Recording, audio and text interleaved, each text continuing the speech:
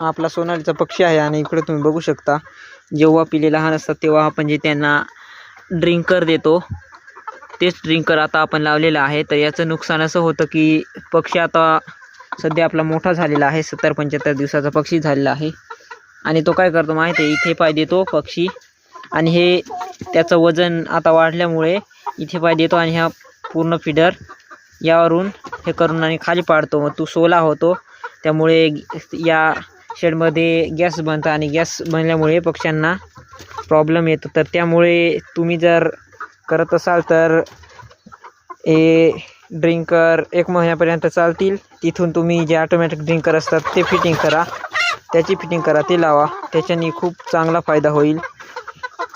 हे जे असतात हे धोकादायक असतं आपल्याला नंतर 1 महिन्यानंतर, कारण पक्षी पूर्ण पाडून टाकतो आणि जेवढं काही पाणी असतं ते खाली सांडतं आणि त्यामुळे अमोनिया गॅस शेडमध्ये तयार होता आणि त्यामुळे पक्ष्यांना प्रॉब्लेम येऊ शकतो. त्यामुळे तुम्ही ना ॲटोमॅटिक ड्रिंकर लावा, त्याच्याने खूप चांगला फायदा होईल.